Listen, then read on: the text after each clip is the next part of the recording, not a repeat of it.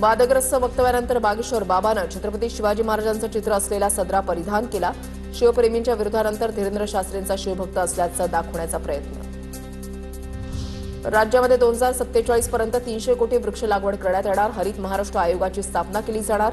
राज्य मंत्रिमंडळ बैठकीमध्ये निर्णय। तर अक्षय ऊर्जेसाठी 12,000 कोटींच्या विविध प्रकल्पांनाही मंजुरी। मुंबईतील बीकेसीमध्ये ज्युपिटर रुग्णालय आणि डी.वाय. पाटील विद्यापीठ उभारण्याचा मार्ग मोकळा। एमएमआरडीएकडून दोन्ही संस्थांना देकार पत्र सुपूर्द। तर या लिलावातून प्राधिकरणाला 580 कोटींचा महसूल प्राप्त।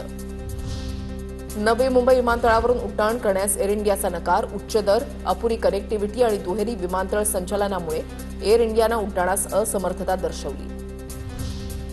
शासनाकडून महाराष्ट्र कृत्रिम बुद्धिमत्ता म्हणजे एआय धोरण जाहीर। 2031 पर्यंत 10,000 कोटींची गुंतवणूक केली जाणार। रोजगाराच्या 1.5 लाख संधी उपलब्ध होणार असल्याचा दावा। आयसीएससीची 10वी आणि 12वीचा निकाल जाहीर। दोन्ही परीक्षांमध्ये मुलींनी मारली बाजी। देशभरात 10वीचा निकाल 99.18% तर 12वीचा 99.13% निकाल। मुंबई विमानतळावर स्पाइस जेटच्या फ्लाईटला 4 तासांचा विलंब। उशीर झाल्यानंतर फ्लाईट रद्द झाल्यानं प्रवासी संतप्त। विमान रद्द झाल्यामुळे प्रवाशांमध्ये गोंधळ। कांदिवलीच्या लोखंडवाला परिसरात खंडणीच्या मागणीसाठी दुकानांची तोडफोड। चाकूचा धाक दाखवून खंडणी उकळल्याचा व्हिडिओ समोर। समतानगर पोलिसांकडून आरोपीला अटक। ठाणे महापालिकेच्या परिवहन सेवेमध्ये पहिली डबल डेकर बस दाखल। आनंदनगर डेपोतून सेवेचा श्री गणेशा। शहरामध्ये एकूण 10 डबल डेकर बसेस धावणार।